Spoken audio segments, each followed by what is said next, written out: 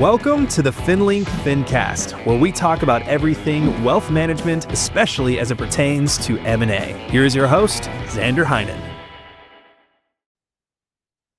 Welcome to the FinLink Fincast, where we talk with the experts about everything wealth management, CPA, and insurance, especially as it pertains to M&A.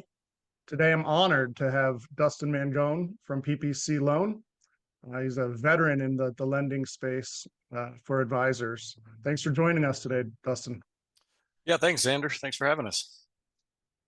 Can you give us just a short blib on your history in the industry, and we'll move on to the history of PPC after that. Sure. And I'll kind of blend those two together. I joined PPC back in 2005, so I'm actually approaching my 20-year anniversary at the end of the month. And have really focused on working with a variety of cash flow based service sector businesses. So when I came into the business, I was working with dentists and expanded into working with veterinarians, and over time insurance agents, CPAs, and my growth kind of evolved with PPC's growth and us expanding into new niches. But PPC was started in the late 90s with a sole focus of doing cash flow based financing for service sector businesses. And on top of the other industries I mentioned, investment advisors became of interest to us as early as 2005, 2006, when we first started really evaluating the industry as a potential niche, looking at what resources were out there, understanding what level of deal activity. And over the course of a few years, we really built a program and some comfort in going to market for RIAs at the time, and launched the program in late 2007. So wow. We really, rolled into 2008, just trying to find business, build relationships, and funded a handful of loans prior to the financial crisis. So once that hit, one thing we hadn't done is due diligence based on a 50% market drop. Black swan event. Yes, so it was a good time. Fortunately, not too far into it. Easy to kind of pull the plug on the program, reevaluate things, and took a number of years to get our partners, our banking partners, back on board. But we accomplished that, and in 2013 came back to market, and since that time have really kind of grown and expanded our offering to independent advisors. Wow. That's I didn't know that you guys were in that space so early. You're pioneers. Yeah, it was, we were just looking for that kind of consistent recurring revenue stream. What services were being provided to the general market that was consistent, stable. And a lot of times, when you think of dentists, veterinarians, insurance agents, that's pretty recession-proof business. I mean, right. People have a base need there that's supported or required to some extent when you think about insurance during those times. And, we felt similarly about the advisory space, with the exception of obviously the ties to the market. But generally speaking, what we've learned over the years is that these are very resilient businesses. And, for a lot of firms, they've been around 30 to 40 years. They've experienced not just the financial crisis, but the dot-com bubble, and, some even the savings and loan crisis of the late 80s. So, right. Resilient businesses, and that is really proven true, not to just PPC, but I think to most lenders in the market. Great loans, great credit quality, and overall great businesses to work with. I have never spoken with anyone in the industry, with this niche product that the cash flow loan for financial advisors who went through 2008. Would love to hear what that looked like a bit more. 2008, I was on Wall Street as a wholesaler and thought I was going to lose everything I ever owned. So I can't imagine you were in any different a place, but I'd love to hear, what was it like? What were defaults like? I mean, it was throughout the entire market. So I'd love to hear how, resilient or not resilient the industry was during that time. It was resilient, and I think the unique thing about that point in time, and we only had a handful of loans on the books, but with a focus on strictly providing acquisition financing. And at that time, the program would lend up to 60% of a purchase price or one times recurring revenue, the lesser of.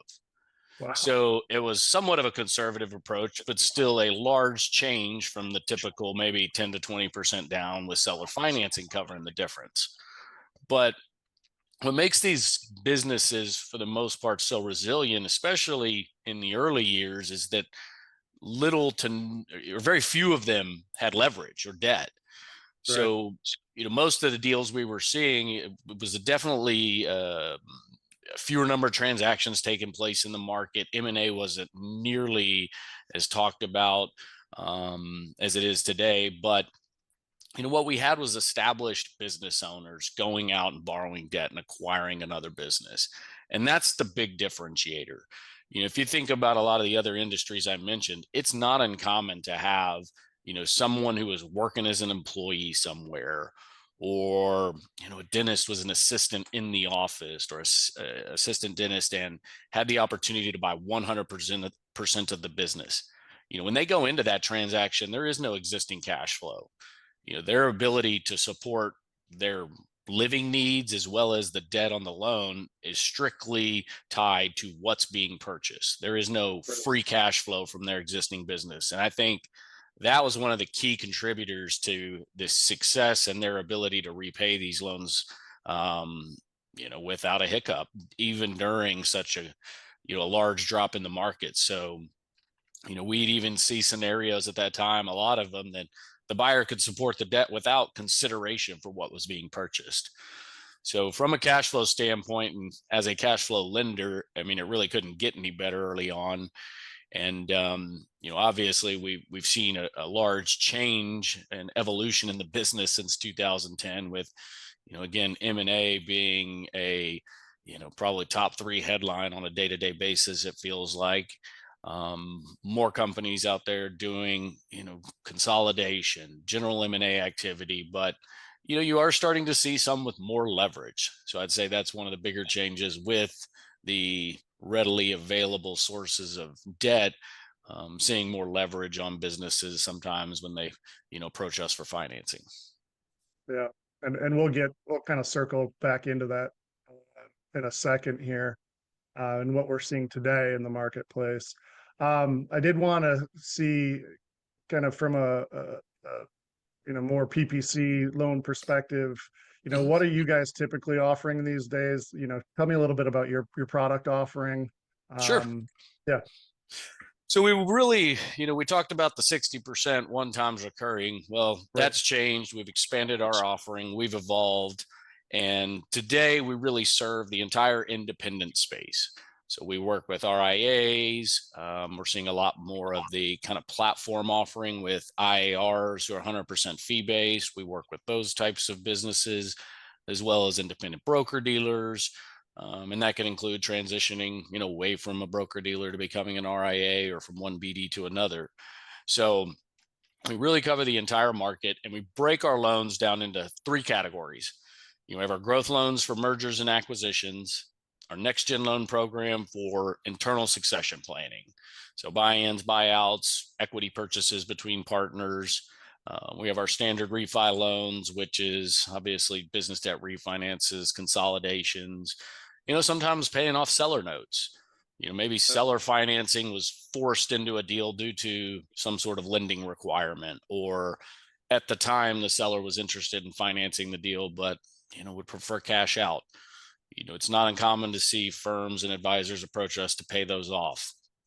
And then in conjunction with those term loan offerings, we can layer in working capital options as well as lines of credit.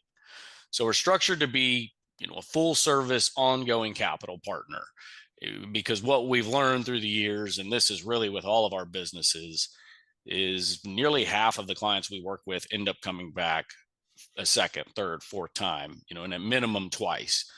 And once they get the appetite and, kind of the systems in place to do M&A, inorganic growth, there's definitely a desire to continue doing so on an ongoing basis. Yeah, one of the things I think, when I was a former lender was, knowing the difference between personal banking and cash flow lending partners, and that you really want to have a relationship. It makes your life a lot easier. You don't want, a line of credit at some other bank. You don't want, other things that kind of make hiccups in your M&A activity and to get financing from places like PPC. Well, yeah. Do you have something to say? Oh no, I mean, just the relationship is always a big benefit. There's you really get that repayment history. The lender starts to see what you're capable of doing in terms of growing your business, building your wealth, growing your overall personal financial strength, and better positioning yourself for larger debt loads long term. So there's always value in doing that versus hey, I'm coming into a transaction, I need to pay off $5 million in seller financing, I need the $5 million for an acquisition. Much easier to do today than it was in the past, but never hurts to have that established relationship. Yeah, I agree. What are you guys we kind of touched on it. First quarter of 2025, it was probably the busiest on record for M&A. What are you guys seeing in terms of pipeline? Are you guys, in terms of how busy are you? Are you getting Yeah, tons of business these days? I mean, I see you guys it's every conference, so it's good business. I would say it was seemingly a little slower last year, and I attribute some of that just to the what if scenarios around the election and how that would impact things with taxes. But once that was cleared up, the first quarter was probably our second largest on record for the advisory program, and really the only previous quarter that surpassed that, and that was really the fourth quarter of 4 years ago or 4.5 years ago, when there was another change at the White House and people were looking at the potential for tax changes or tax increases. What were long-term capital gains going to do? And we saw everything compressed into Q4 like we'd never seen before. But outside of that, kind of a one-off event, at least when you look over the past 10 to 15 years in this space. I think now it's just business as usual. There's no really outside forces that we see that are creating this increase. It's just a steady desire for inorganic growth with firms. You've got new entrants and new options in terms of private equity, minority partners, private credit, seller financing, specialty lenders like ourselves. So, the options are far and wide these days for, business owners to, consider taking on a partner, transitioning the business internally, or leveraging someone like ourselves to kind of reach an enterprise value where you do want to sell externally. right. I get the question a lot, how do you guys compete with private equity? And I say, we don't, because they're typically focused on larger businesses, and firms that primarily are $1 billion and larger, but we are seeing them move down market a little bit. But a lot of the sub-$1 billion firms would prefer to ideally grow to $1 billion or more before they consider a partner and really maximize that enterprise value. So Right. we can be a bridge to that private equity partner where someone says, let's leverage the debt options, do some M&A, merge in some advisors, grow inorganically and organically over the next 3 to 5 years, and then consider a sale. So we see that happening somewhat often too, but there's no shortage of activity in the M&A market right now. I think everybody's hungry and wanting to do deals. So, it's looking to be a good year, I would say. Yeah, and we discussed a couple days ago, it's the deals that advisors aren't seeing really. Yep. Again, we're seeing a huge push by private equity. Aggregators are coming to the podium now.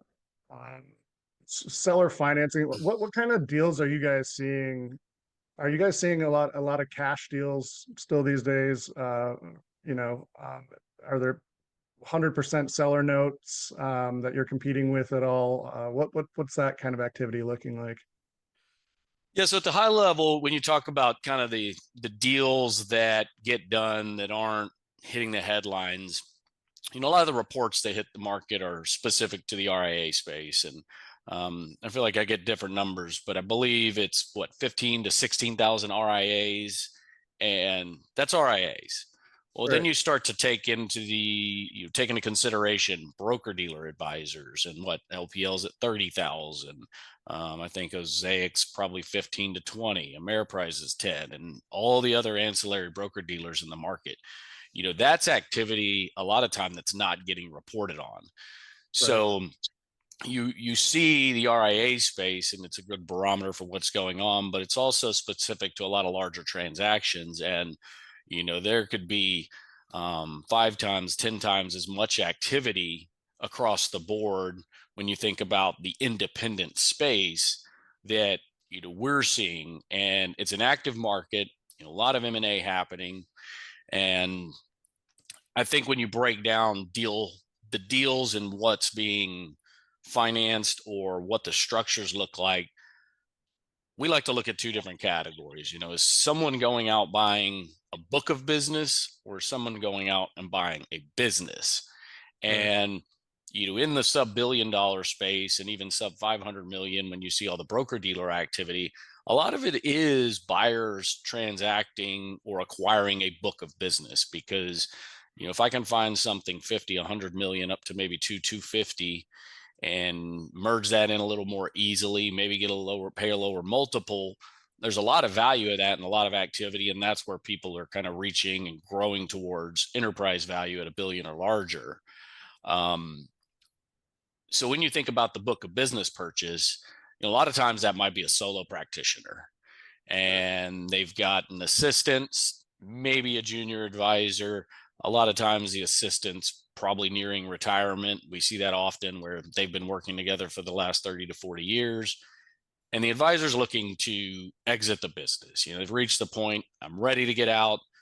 I want to sell. I'll assist with the transition, but I'm not going to work back for 2 or 3 years, 3 to 5 years as an employee, like you might see in some of these larger transactions where they're being reported on. So it's a unique market. And a lot of times those deals are financed with 100% borrowed, and some amount dispersed at closing and some amount dispersed 12 months later. So it's a little different than, you know, the structures you might read about that involve cash at closing, you know, equity in the buyer or the parent company, future potential, you know, payments for compounded annual growth rates at a, you know, average of 6 to 8% or whatever that figure is. So, Right.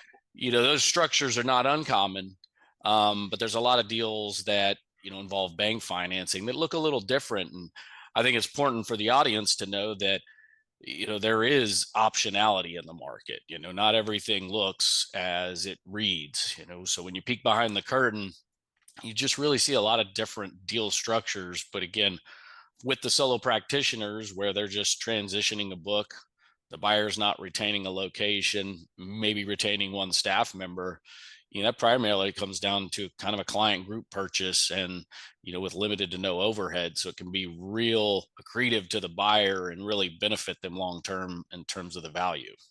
Right. Can you speak? This is a question that pops up daily for me when I'm speaking with people who are looking to buy or looking to sell. You know, sellers will say, I don't know what my book is worth, but I read on CityWire that somebody got 17 times EBITDA. You know, I'm a sole practitioner in Iowa, let's say, and you know, you know, could I get that for my business? And I said, well, you know, I say, well, usually that would be, you know, a multiple of revenue. And why is that? And I'd love to hear your answer to that question, because I have a much different one, I'm sure, or probably similar, actually. Yeah, I mean, there's experts in the market who can help with this, but at the end of the day, those multiples, I mean, when I hear 15 times and up, my guess would be that applies to maybe the, 5% or less of the market, where firms are optimal in terms of revenue, structure, next gen teams in place, annual growth rates. I mean, there's so many different metrics that can feed into these that really increase value versus, kind of relating to, am I managing more just a book of business? Have I been spending the last 10 years servicing my clients, but not bringing on new clients? Therefore, the average age of my book is 70 versus 60 with a growing firm bringing on younger clients. Do I have a, as Mark Tibersion always put it, a depleting oil well due to RMDs and clients passing away? So when you really look at what you own, the book of business itself, I think that's something to consider, because again, these multiples are being paid for businesses with infrastructure, that have a brand and they're not tied to the owner's name. So it's quite a bit different than what we see when you start to unpack more of the smaller practices that are transacting at a much higher number, but again, in a different manner with a different structure. So I think that's always important to know is, there's a big difference in the type of business that's being operated and sold under these scenarios. But at the end of the day, there's a lot of good people in the market, a lot of good firms, investment banks, valuation companies, consultants who can really help you understand why you might be able to sell at a higher multiple versus what you might be able to get on the open market today. And if you start to really take this serious earlier in your career, you can kind of plan for these things to maximize value and reach retirement versus having the practice on a decline in advance of that retirement sale. Yeah, that's great advice. I try to let people know that they should have their exit strategy, succession plan, et cetera, inked out the day they start their business. So yeah, I think it was Mercer who put out an article the other day, and I really liked the headline, or at least one of the statements was, but was an internal succession plan is a process, not an event. And it was just, I mean, the headline said it all. I didn't even need to read anything. It's like, that's, it really holds true. Succession planning starts with, understanding your long-term goals, identifying, the hardest part of it, probably identifying the next generation, someone who is and can or willing to take over the business, has the capacity and the abilities to kind of lead the firm into its future growth, and watch a founder exit and walk out the door. So I think there's that's an important piece of the puzzle, is knowing that if you wake up and you're trying to unload this thing in a year or two, it's unlikely you're going to be able to do it internally. Yeah, and that's a good point. Nick Goods, the co-founder of FinLink, he put out a McKinsey report today. There's like 100,000 advisor shortfall, when this next generation of advisors retires, or the current generation of advisors retires. That's going to be an issue that's going to need solutions. So that's a very, very interesting topic right now that we're seeing. Yeah, and we see that in the large deals, the talent retention aspect of it. I mean, that's an important piece. I mean, those sellers have to make sure their teams are on board, because you kind of, in some cases, you might be moving away from independence. Yeah. Having that next gen, having an equity program in place, or having them tied to the long term can be a huge value. And, internal succession planning, we see it happen often, and it's still alive and well, but there's, again, between external and internal, there's a lot of options for those advisors who are willing to plan early and kind of map this out. How are you seeing, I know there was an issue, when multiples have gone up so quickly over the past, let's say 10 years, these Gen 2 advisors were much more able to get financing from a lender, to buy into the parent book. Now that multiples are what, 3.3x on revenues, 9.2 roughly in EBITDA, it will be hard for them to cash flow that. How are you seeing that issue with next gen advisors not being able to afford the buy-ins? How are you seeing that mitigated? It depends. Yes, the affordability is an issue, and it comes down to what the founders are trying to accomplish.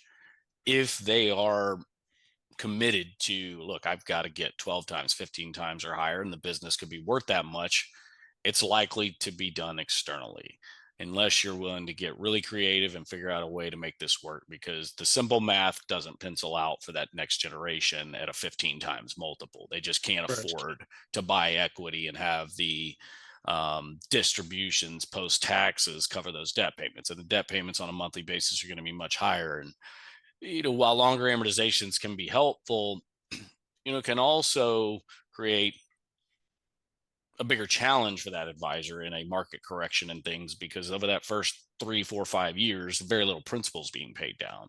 Exactly. But again, can be a good solution. But what we see often is, my personal take, one thing I've always stated is I see kind of two different mindsets.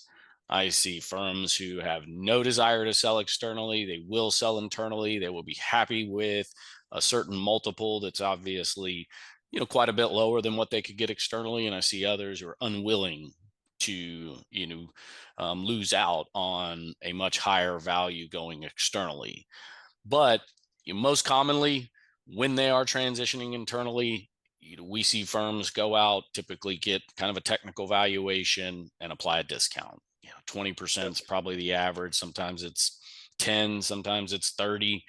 Sometimes it's no discount. It could be, hey, we've got to make this work at the technical valuation, because the discount is me not selling externally. So by transitioning internally, I'm automatically, as a founder, partner, owner, kind of passing along a discount. But it's workable. It can be something that takes time too.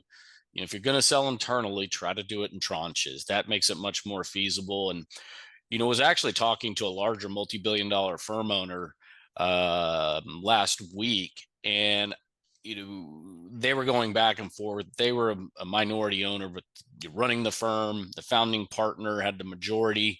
Had no desire to sell externally, but was trying to wrap their head around what they'd be leaving on the table by not doing so. And sometimes there has to be some creativity there. And one thing I hadn't thought about in the past is, maybe the ability to sell off, equity at a lower multiple, maybe up to the first 3 to 5%. We've seen some people get 5 to 10% sweat equity, and then they'll have some free cash flow, a cushion, and the ability to pay a slightly higher multiple. But the other side might be, okay, if I sell off a portion of my equity at 6 to 8 times for first-time buyers, but once you reach 5% owner, your next purchases might be at 10 times. And it allows maybe some balance in, one, helping those new owners afford that first equity purchase, but once they get better positioned, maybe maximizing a little more of that value through a slightly higher multiple, where that buyer, that equity owner, is paid down debt. Maybe the business has grown, so they're getting larger distributions on a quarterly basis, and they themselves are more cash flow positive at their individual level. So we see firms transact internally often. If we broke down what we're doing on an annual basis, it's probably 60% M&A, 40% internal succession. And, that's excluding any kind of refinances, working capital, lines of credit, things of that sort. But, it's a pretty active market from that standpoint. And there's a lot of firms still, interested in transitioning internally. It's just not typically the sexy headline that everybody's looking for. Yeah, and I think that non-sexy headlines is going to get more and more, active in the coming years, as we find solutions to get next gen in there. So, well, Dustin, I wanted to thank you so much for coming. I think we'll end with that. I know your time is valuable, but we really do appreciate you not only coming on the podcast, but also being a valuable resource partner to FinLink. We do have you posted on our resource page, so our listeners can get a hold of you that way. Yep. Also, your web address would be www.ppcloan.com. Correct. Okay. Yeah. So I appreciate it, and I'm sure we'll have many more conversations soon. Would love to have you back on the podcast, but I really wanted to thank you so much for coming on today. Yeah, thanks, Andrew. I appreciate you guys having me join you, and we'll look forward to seeing you down the road. Yeah, I'll probably see you at some conferences here shortly. Yes, sir. All right. Take care, Thanks, Dustin. Andrew. Bye. Bye-bye.